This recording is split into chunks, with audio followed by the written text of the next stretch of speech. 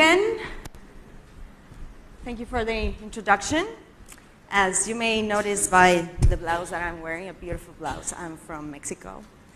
And it's a pleasure to be here. This is the second time that I am in front of this beautiful audience of the World CSR Congress. And as you can tell by the first slide, please don't say, no, another presentation of empowering women.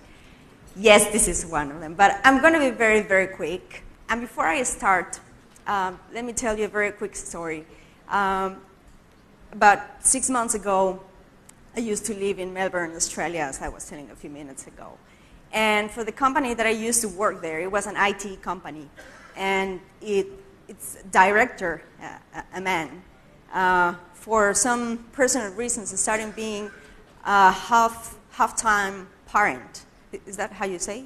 You know, he was divorced, and then he got half of the time of his child. And he said, Emerald, you know what? Now I realize that if we want to have a company that empowers women, we need to do everything thinking about men. And I said, come on, women? Empower women? How do you tell me that we have to think about men? And he said, yeah, because I'm living it. I'm half of my time with my child. I need to cook for her. I need to dress her. I need to take her to school. I cannot do that being a full-time CEO. So if we want men to understand that women have such an important role in our company, we need to start giving that time to men as well to play the role of a carer of children.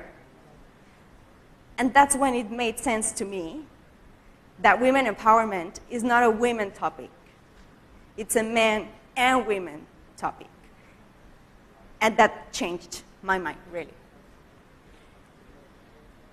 You may think that Tina and I made our presentations at the same time. Probably we did, because we started with the same topic, which is the Sustainable Development Goals. And I'm not going into that because Tina did it already superbly.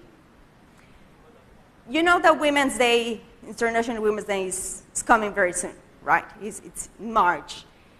And the theme for this year, 2017, is Step Up for Gender Equality. And this is something that we should do not only this year, but every single day. And why is that? Well, we all know there are very impressive data over there that says that women earn 75% of their male counterparts' earning.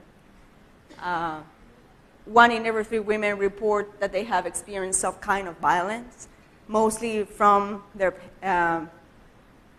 partners. And only 2 out of 10 bachelor's degree in engineering and computing are earned by women. And that is something that also in this company that I used to work for in Australia, we were saying, well, we want more women in our company. We want more women engineers. But it's so difficult to find women engineers, and that's why. Because many of them are not very interested, probably because since we are children, we are taught that that's a man subject. That's mathematical and scientific fields are for men, not for women. That's obviously changing, thank God. Now, I want to tell you a little bit of some case studies from my home country. Now I live in Mexico. And what is Mexico doing? Well, we're doing several stuff. You may have heard the presentation of Dr. Mark. Were you here when he was giving his presentation about the mine in Mexico, in Guerrero? Yes? Who was here in that presentation? Yeah, well, let me tell you something. Is Mark around here? No. Well, we are more than people just watching TV, people blocking streets, and that stuff. We Mexicans are much, much more than that. I can assure you that.